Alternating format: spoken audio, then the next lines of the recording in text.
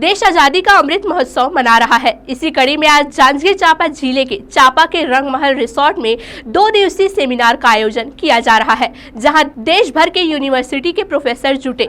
Seminar का मुख्य बिंदु छत्तीसगढ़ के बिलासपुर संभाग में भारत को आजादी दिलाने में जिनका सर्वोच्च योगदान और बलिदान रहा है, उन वीर सपूतों को ढूंढकर सम्मानित करना है। जिन स्वतंत्रता संग्राम सेनानी वास्तविक में उनको सम्मान नहीं मिला है, कहीं उनको जगह नहीं मिला है, उनके और उनके परिवार को फ्रीडम फाइटर के रूप में सम्मानित करना प्राथमिकता है। और दिल्ली से आए मुख्य ऐतिहासिककार बाल मुकुल पांडे अतिथि ने कहा कि आज पूरा भारत आजादी का 75वां अमृत महोत्सव मना रहा है। आजादी में छत्तीसगढ़ भी अहम योगदान रहा है। यहाँ से भी बहुत से स्वतंत्रता संग्राम सेनानी रहे हैं, जिन्हें वर्तमान सरकार ने उन्हें सम्मानित नहीं किया है और उन्हें आजादी के लिए लड़ने वाले व्यक्तियों को सम्मानित नहीं किया गया है, न ही कहीं उनका जिक्र किया गया है। वैसे सभी फ्रीडम फाइटर्स को ढूंढकर अमृत महोत्सव के रूप में सभी स्वतंत्रता संग्राम सेनानियों को सम्मानित करना।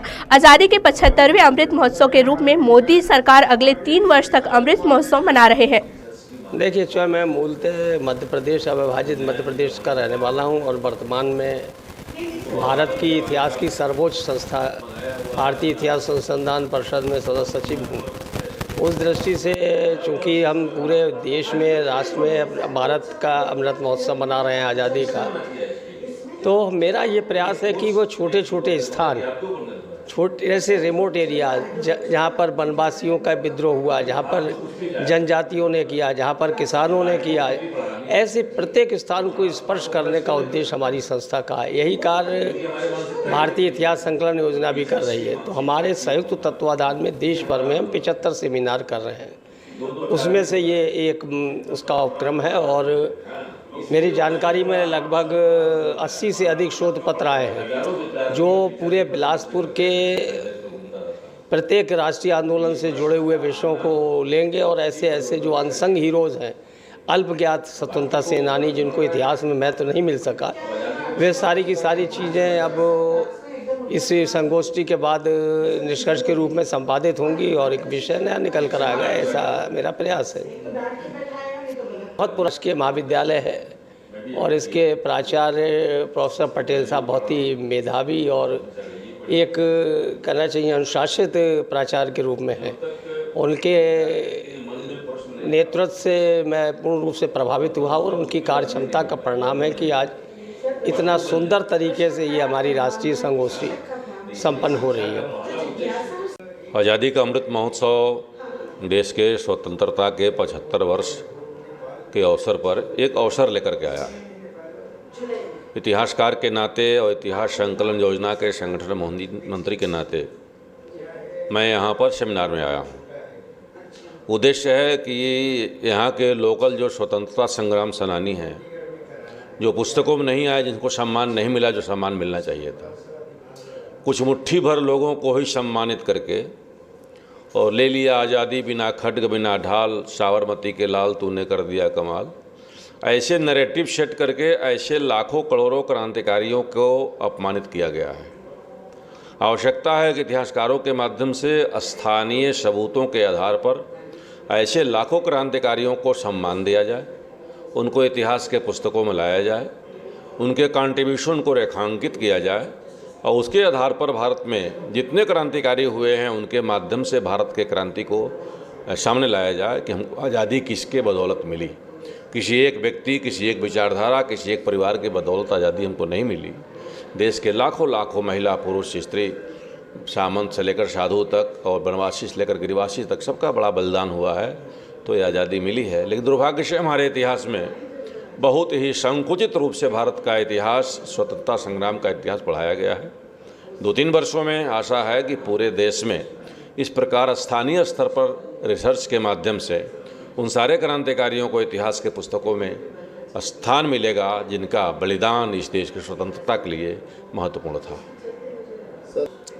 वैचारिक परिवर्तन सरकारों से नहीं होता। वैचारिक परिवर्तन जागृत जनता के केंद्रों से होता है, समाज के जागरण से होता है। हम सामाजिक कार्यकर्ता हैं, हम राजनीतिक कार्यकर्ता नहीं हैं। इसलिए मैं कह सकता हूं कि समाज को जगाना, उनके अंदर प्रश्न खड़ा करना मेरा उद्देश्य है। ये भी सही है कि कांग्रेस के समय में इन विषयों पर बहुत ध्यान नहीं दिया गया और एक परिवार को ही प्रमोट करने के लिए सारे कार्य किए गए और उसी परिवार को ही उसी के नाम से संस्थानों का नाम, उन्हीं को सम्मानित करना, उन्हीं के नाम पर कोई राष्ट्रपिता बन गया, कोई राष्ट्र निर्माता बन गया, कोई कुछ बन गया, कोई कुछ बन गया। हजारों का हजार क्रांतिकारियों का जो बड़ा कंट्रीब्यूशन था उनको वो स्थान नहीं मिला जो मिलना चाहिए था।